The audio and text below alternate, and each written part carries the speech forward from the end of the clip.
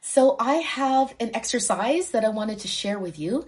I received this memory of this exercise that I actually did in the beginning mediumship development class. It was a real game changer for me, and I think it will be of great benefit to you. It came to me this morning. Spirit will often give me memories and images and ideas that helps me to know where I need to be in guidance to help you.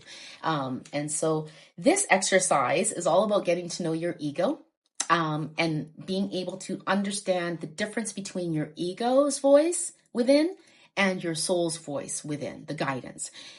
Because ego is going to mess things up all the time. Because oftentimes ego's overstepping and translating and trying to compute information that it's not meant to compute. And so this exercise requires you to spend a day with your ego. And I want to encourage you to name your ego. It requires you to be conscious Mercury, as we're still working with Mercury, and of the mind connected to consciousness. This is Mercury. And you're going to go into it spending a full day being aware of how your ego speaks to you within. So you understand the contrasting energy between your ego's voice and your soul's voice. Now, to understand the difference, ego, we need an ego.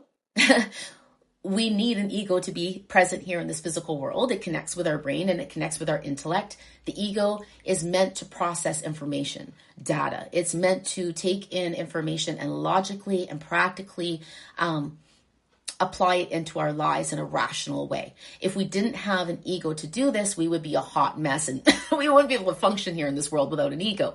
But the problem arises when the ego wants to overstep, trying to process feelings and emotions. That is not for the ego to understand or to process within your being. That is for your soul's guidance to guide you through. And this is where we get. This is where the mind starts overwhelming with self-sabotage, self-hate, getting far into anxiety, being pulled into depression, and all the energy and levels of consciousness that are wrapped up within those. It is where we criticize, where we judge, where we are stuck on materialism, where we are selfish, where we have envy or jealousy, anger, resentment, vindictiveness. This is all ego-based.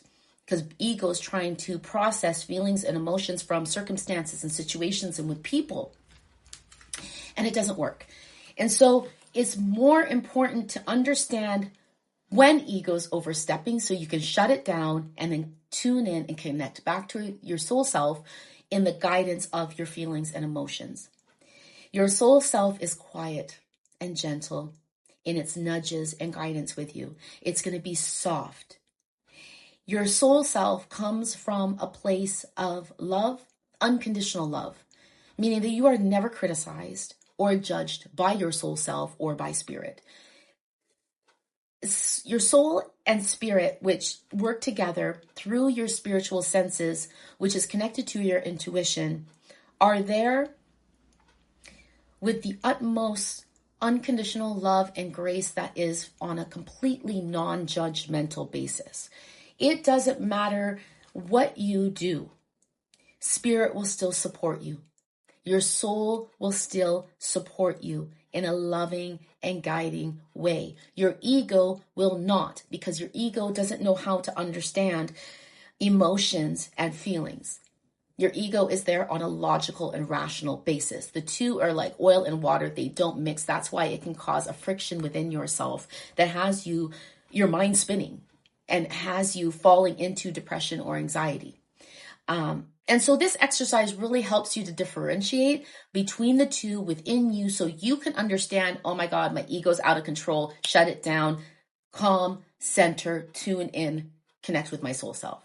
You'll know that in a second, instead of having yourself snowball into a motion picture that is not true and getting so wrapped up with anxiety that you can't even function, or getting so lost in depression that you can't even function.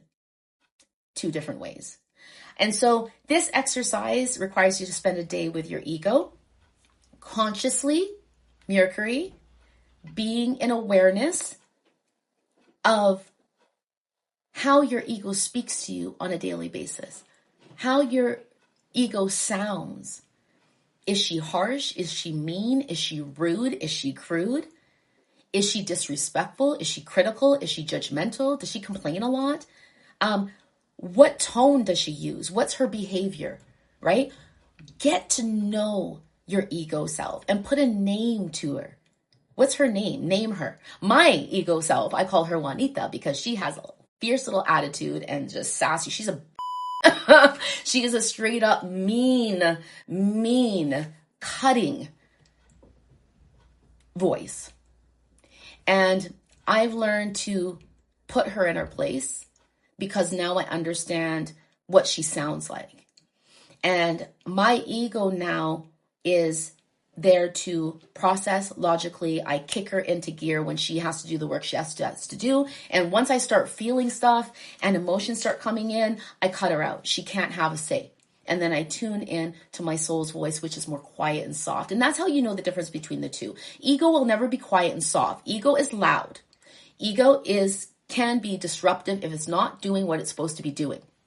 Your soul's voice is quiet and gentle, but you want to get to know your ego so you know when to shut it down. So this is the exercise. I want to encourage you to, be proactive with your journey here in evolving yourself and take the time to be conscious as the watcher moving in as you create a separate entity for your ego, naming her, getting to know her or him, and, really begin to just create awareness around it, create some light around it so you can listen more and tune in more to your soul's voice and intuition.